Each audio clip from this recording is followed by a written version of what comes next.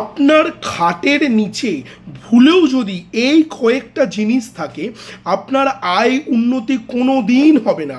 লিখে দিচ্ছি, আপনার জীবনে সাফল্য কোনো দিন আসবে না। বারবার চেষ্টা করে যাবেন, কিন্তু ওই ভস্যে ঘি ঢালাই সার হবে, লাভের লাভ ঘণ্টা কচু, কিছুই পাবেন না।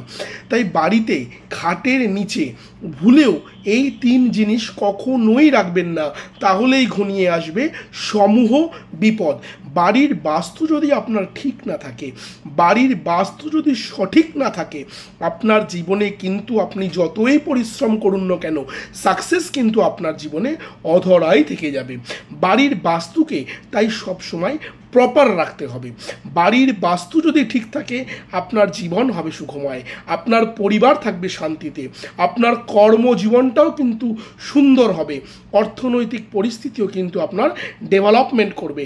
তাই বাড়ির বাস্তুশাস্ত্র মতে এই 3 জিনিস কখনোই আপনার বাড়ির খাটে রাখবেন না। খাটে মিন্স খাটের নিচে রাখবেন না। এখনকার দিনে প্রায়শই দেখা যায় প্রত্যেক বাড়িতেই বক্স খাট রয়েছে। বক্স খাটের মধ্যে দেখা যায় অনেকটা স্টোরেজ থাকে, ওই স্টোরেজে আমরা আমাদের জিনিসপত্র স্টোর করে রেখে দিই, খুব ভালো কথা। কিন্তু আপনি ওই স্টোরের ওপরেই কিন্তু রাত্রিবেলা নিদ্রা নিচ্ছেন, অর্থাৎ আপনার বাস্তুর ওপরে কিন্তু এর একটা প্রভাব পড়ছে, আপনার জীবনেও কিন্তু এর একটা প্রভাব পড়ছে।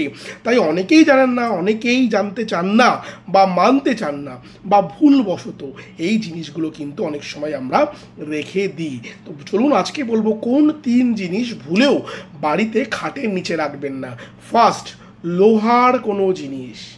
লোহার কোনো জিনিস, বিশেষত লোহার কড়াই, লোহার হাতা, লোহার ডেস্কি বা গামলা, যেগুলোতে একবার হলেও আপনি রান্না করেছেন, রান্না করা ব্যবহৃত জিনিস লোহার বাড়িতে খাটের নিচে রাখবেন না। এতে কিন্তু আপনার শনিটা ডিস্টার্ব হবে, যার ফলে আপনার লাইফটা কিন্তু কঠিন হয়ে পড়বে। সেকেন্ডলি, কোনো মৃত ব্যক্তির ছবি, অ্যালবাম, ফটো অনেক সময় আমরা বক্স খাটে হোক বা খাটের তলায় স্টোর করে রেখে দিই, এটাও কিন্তু করবেন না। মৃত ব্যক্তির কোনো সামগ্রী, বিশেষত ছবি, জামা, প্যান্ট তিনি পূর্বে ব্যবহার করতেন, এরকম কোনো জিনিসও কিন্তু বাড়িতে খাটের নিচে রাখবেন না, এতেও কিন্তু আপনার বাস্তুটা ডিস্টার্ব হবে।